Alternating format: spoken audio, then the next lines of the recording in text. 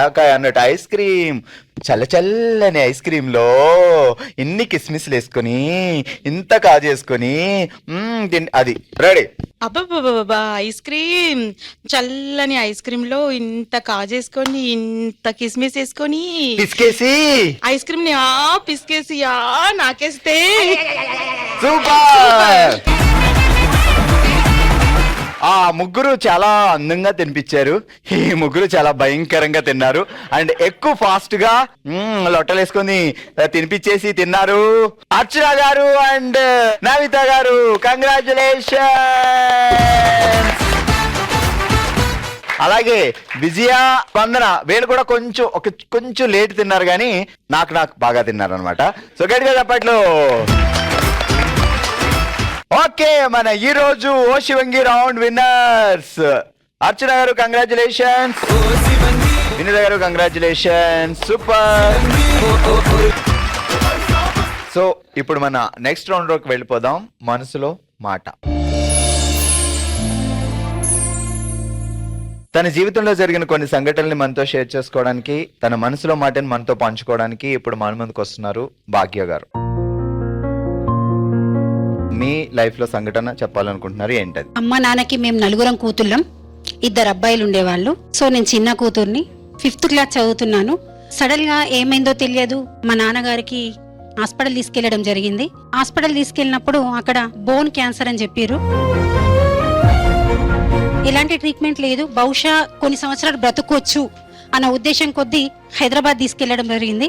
Cancer hospital తీసుకెళ్లేటప్పుడు నేను స్కూల్కి వెళ్ళాను. వెళ్ళడమే చూసా నేను, మళ్ళీ తిరిగి రావడం శివంతోనే చూసా నేను. నాకు 10 years ఉంటాయి, అప్పుడు ఏమీ తెలియదు. సో నాన్న చనిపోయిన 3 monthsకే మా 2 brothers ఉంటారు. మా చిన్న బ్రదరు గోపాల్ అనేసి, తను ఫ్రెండ్స్తో ఇంటర్ చదువుతున్నాడు. అప్పుడు ఫ్రెండ్స్తో తిరుగుతారు కదా ఎవరైనా, అట్లా తిరిగే టైంలో వాళ్ళ ఫ్రెండ్ చనిపోవడం జరిగింది. కొన్ని అనివార్య కారణాల వల్ల సూసైడ్ చేసుకున్నాడు. సో డిప్రెషన్కి లోనైండు మా చిన్న బ్రదర్. లోన్లీగా ఫీల్ అవుతూ ఉంటే మా పెద్దన్న ఏమన్నాడంటే, ఊకే ఫ్రెండ్స్తోని వాడు చనిపోయినోడు పోయిండు కదా, మరి నువ్వెందుకు వెళ్తున్నావు, ఊరికే బయట తిరగకు బాగుండదు అనేసి కొంచెం కోప్పడ్డాడు.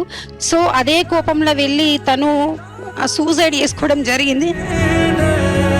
వితిన్ 3 months లోపల ఫాదర్ని కోల్పోయినా, ఒక బ్రదర్ని కోల్పోయినా, ఆ లోటు అన్నది ఇప్పటికీ ఉంది.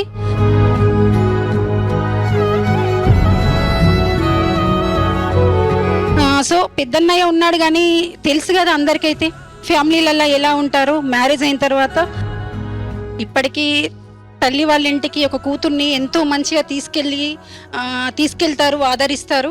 కానీ నాకంటే ఆదరణ అన్నది లేదు, ఎందుకంటే అన్నయ్య వదిన వల్ల. అమ్మ ఎలా ఉన్నారు ఇప్పుడు? అమ్మ ఓకే, అమ్మ అన్నయ్య దగ్గరే ఉంటారు. అన్నయ్య దగ్గరే అంటే మాకు ఆస్తి గొడవలు ఉండే, అమ్మ వాళ్ళు ఆస్తి ఇచ్చిర్రు. సో నేను కొడుకుని ఉండంగా నీకెందుకు ఇస్తారు, కూతుళ్ళకి ఇవ్వద్దు అనేసి తను మాట్లాడడం లేదు. ఇప్పుడు అసలు కనీసం ఇంటికి కూడా రానివ్వడు. అమ్మని చూడాలన్నా కూడా అవ్వట్లేదు. సో పిల్లలు ఎప్పుడైనా అమ్మమ్మ ఇంటికి వెళ్దాం అంటే మీకు ఎలా అనిపిస్తుంది? ఎందుకంటే చాలా బాధ అనిపిస్తుంది సార్, చాలా అంటే విపరీతంగా బాధ అనిపిస్తుంది. అసలు ఎప్పుడో చిన్నప్పుడు చూసిండ్రు వాళ్ళు, ఇప్పుడు వెళ్ళాలి అనుకున్నా కానీ వెళ్ళలేని పరిస్థితి. కాబట్టి పోనీలే, మనకంటూ ఒక లైఫ్ వస్తుంది, మనకంటూ దేవుడు ఇస్తాడు, ఇచ్చినప్పుడు వాళ్ళే మన దగ్గరకు వస్తారు అని నేను నా పిల్లలకి సర్ది చెప్పడం జరుగుతుంది సార్.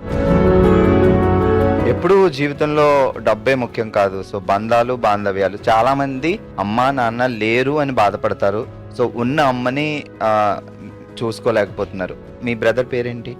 శ్రీనివాస్ గారు. అన్నయ్య ప్లీజ్, సో మీరు కరెక్ట్గా ఆలోచిస్తే ఈ చిన్న జీవితం ఎప్పుడు ఎవరు ఉంటారో తెలియదు. మీ సిస్టర్తో మీరు మాట్లాడడం, మీరు వాళ్ళ ఇంటికి వెళ్ళడం, వాళ్ళు మీరు ఇంటికి వెళ్ళడం, మధ్యలో అమ్మ అప్పుడు ఎంత హ్యాపీగా ఉంటుందో. సో అక్క వచ్చినట్టు వచ్చి మీ తమ్ముడి దగ్గర నీ మాటలు చెప్పావు, నీ బాధని చెప్పావు. సో ఇదే నీ పుట్టిల్లు అనుకొని, మేమందరం నీ ఫ్యామిలీ అనుకొని ఇక్కడికి వచ్చావు. కాబట్టి నువ్వు హ్యాపీగా వెళ్ళాలి.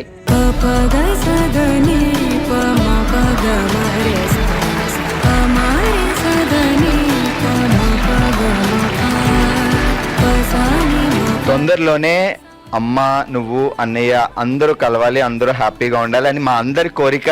సో చూద్దాం, వెరీ సూన్ అన్ని సవ్యంగా జరగాలి, మీరు అంతా హ్యాపీగా ఉండాలి. సరేనమ్మా?